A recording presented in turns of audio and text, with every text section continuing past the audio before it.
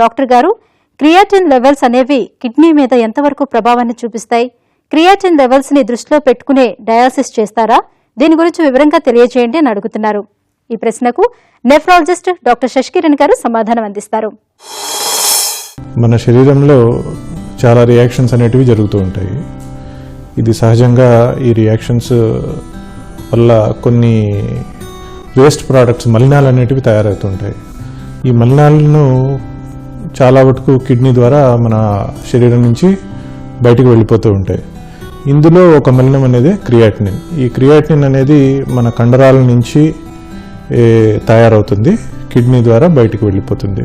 Kidney ఏ కారణం వల్లైనా సరిగ్గా పనిచేయకుండా ఉంటే ఈ క్రియాటినిన్ అనేది రక్తంలో చేరుకుపోయి దాని లెవెల్ పెరుగుతూ ఉంటుంది. ఈ క్రియాటినిన్ అనేది మనం ఎస్టిమేట్ చేయడంలో చాలా సులభం, అందుకని క్రియాటినిన్ ఎస్టిమేట్ చేస్తూ ఉంటాం.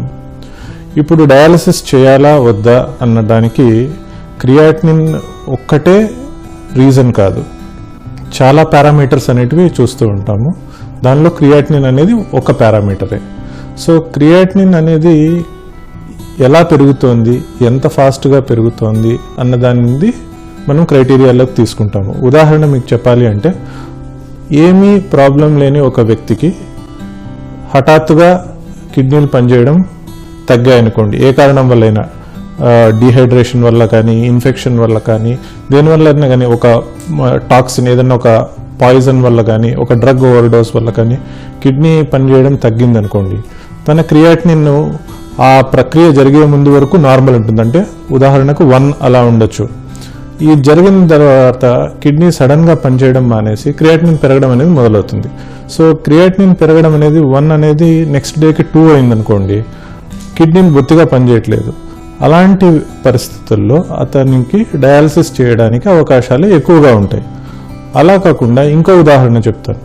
ఒక వ్యక్తికి చాలా కాలంగా కిడ్నీలో జబ్బు ఉంది, డయాబెటీస్ వల్ల, షుగర్, మధుమేహం వల్ల ఉంది అనుకుందాం. ఆయన క్రియాటినిన్ చాలా స్లోగా పెరుగుతోంది. 1 నుంచి 3 రావడానికి ఒక 4 సంవత్సరాలు పట్టింది. అలానే నెక్స్ట్ 5 రావడానికి ఇంకొక సంవత్సరం పట్టింది. అలాంటి వ్యక్తికి ఎటువంటి సిమ్టమ్స్ లేకుండా నార్మల్గా ఉంటే అతనికి డయాలసిస్ చేసే అవసరం లేదు. ఇప్పుడు 2 సందర్భాల్లో ఒక అతనికి 2 క్రియాటినిన్ వల్ల ఉన్నా కూడా మనం చేయాల్సి వస్తుంది, ఇంకో అతనికి 5 ఉన్నా చేయాల్సిన అవసరం లేదు. సో క్రియాటినిన్ అనేది దానిలో ఒక పారామీటరే. అతనికి వేరే సిమ్టమ్స్ ఉన్నాయా, యూరిన్ వస్తుందా లేదా, ఎలక్ట్రోలైట్స్ నార్మల్గా ఉన్నాయా, బాడీలో యాసిడ్ శాతము ఎక్కువగా ఉందా లేదా, ఇవి చూసుకొని దీంతో పాటు మనము డిసైడ్ చేస్తాం. కేవలం ఒక క్రియాటినిన్ వల్లనే డయాలసిస్ చేయాలి అనేది అయితే లేదండి.